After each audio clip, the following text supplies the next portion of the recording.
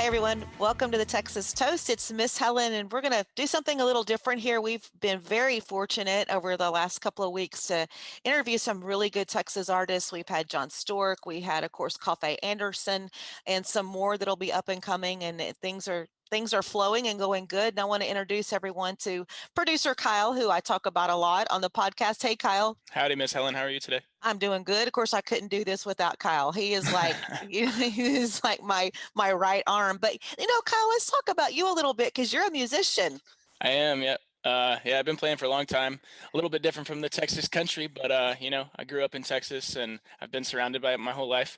I guess, although I'm not really used to writing country music, that's kind of where my roots are. Growing up in Hmm. Houston and listening to country music my whole life. It's as far as chord structures and simplicity. That's kind of where I come from. It's awesome. That's why Kyle and I are going to kind of make this hopefully a routine of once a week, like to look at the Texas music chart, which I've been keeping up for many, many years from the very beginning, the first Texas music chart that came out. And a lot of people may remember Shane Media and the original Texas music chart when Texas music was, blowing up. And it's like, what do we do with this? They jumped in, they had the Texas Music Magazine. And then after that went away, then we picked up even more charts now. You can refer to CD Extraction Texas, the Texas Regional Radio Report. There's also TexasCountryMusic.com. It's just everywhere. So I'm going to kind of split in and look at who's topping right now on some of the charts. And if you look at the Texas Regional Radio Report, at number one, this one moved up fairly quickly. It's been very consistent. Missin' You, Mississippi, Dustin Saunier. And then this is interesting. Calling All Hearts, Terry McBride. Some of us that are older like me may remember McBride in the Ride. I know McBride and the Loved. Rye. What do you mean? Yes. Yes. Way to go, Kyle. See, you know your music. Yeah. You were talking about that growing up in Houston. That's Oh yeah. awesome. And then another familiar face. I love Daryl Dodd. Love his music. He's at number three with Outside Looking In.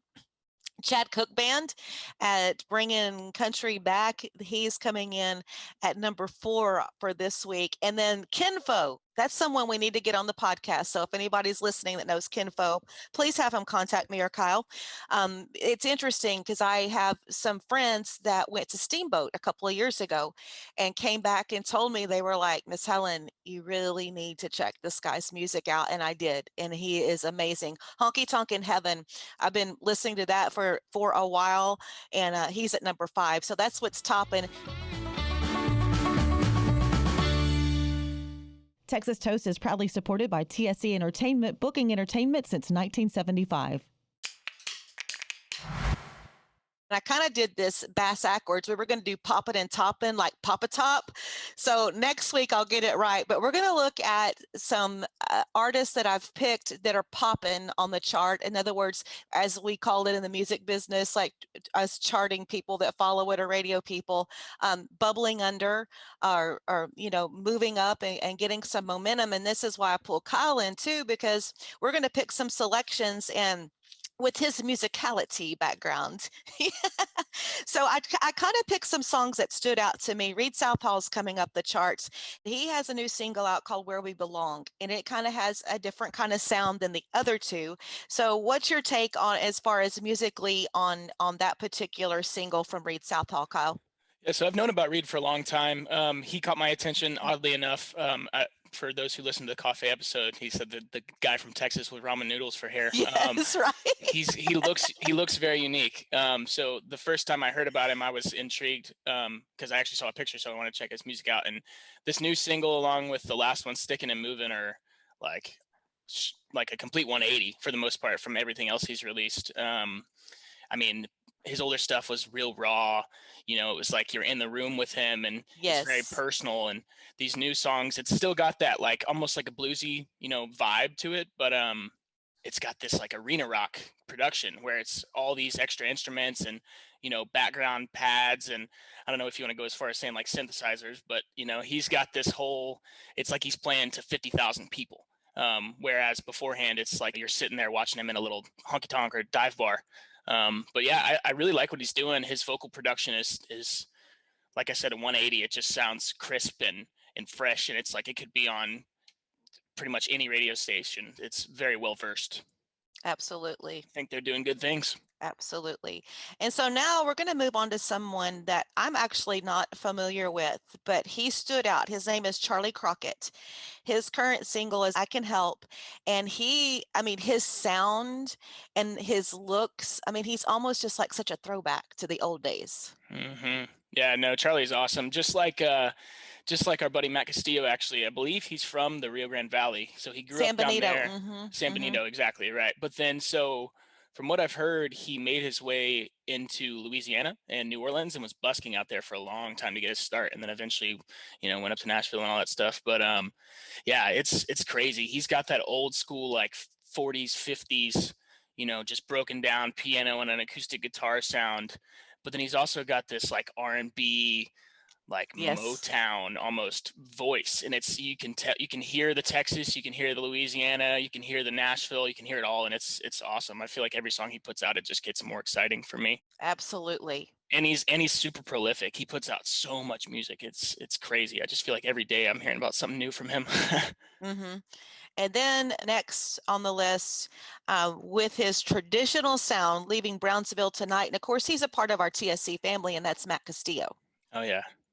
Yeah, Matt was a new one to me once we picked him up and started, booking for him. But I really like the sound. There's some accordion on there, and I couldn't find any of that on his older stuff. So I thought that was really cool. It was almost like a nod to Brownsville, kind of like paints an imagery for the song. I feel like that's a part of the heritage down there, the Tejano and all that stuff. But I really liked the song. It had a kind of like I just couldn't stand still when I was listening to it. It's got that just dancing honky tonk vibe. I really enjoyed the song. Yeah, hang in there, Matt, because he's charting. He's hanging in there and he's doing good. So we're proud of that. And then looking at some other ones, I'm just seeing people on the charts like Cody Wayne. I remember him coming to the radio station when their band first started. And of course, they're all veterans. And it happened to be a Wounded Warrior event weekend that we were having in my listening area. And literally the director of it stopped by the radio station and Cody said, "Hey, I'll be out there. Where do we need to go? We're going to come in between our shows and come spend some time with y'all." Curtis Grimes has got some new stuff out. Also Bart Crow does, Josh Abbott Band, Mark Winston Kirk. That's a good one. So there's some good stuff. If you look at the plethora of talent, new and the veterans that are charting on our Texas and our regional charts, it's just amazing. It's just, it's like Coffee and I talked about on our podcast. It's like only in Texas, you get Texas history and we have our own Texas charts. And so that's what this is all about. And so far, really, I'm liking this. We've had some good guests, Kyle. Yeah, we're doing good. Rocking and rolling. What about our buddy, John Stork? How's he looking on the charts? John's doing good. I'm keeping up with John. We got to get John back on. Yeah. And John's supposed to come fish pretty soon. Sweet. So yeah. It's like everybody I talk to, it's like, well, because that's what I do. If I'm not doing music or the 4 other 5 jobs I have, then I'm fishing, trying to find some time for that. And of course, baseball season's kicking off, and that's my favorite time of the year. I gotta cheer on the Astros. Got to get that going because the Rockets are not making me happy lately. Oh, yeah. No, bad.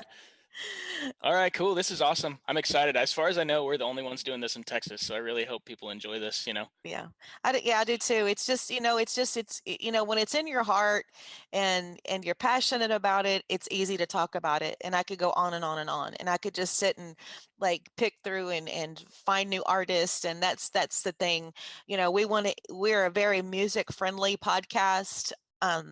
We know what musicians go through, how hard it is to make it in this business, how hard it is just to get a programmer to listen to your single if they don't know you. So that's what we're here for. Encouragement, and just camaraderie and brotherhood and sisterhood. Absolutely. And a few cocktails, that'll be nice. Yeah, I was going to say, you can't forget that. That's why it's the Texas Toast. Absolutely. All righty, Miss Helen, we'll talk to you next week.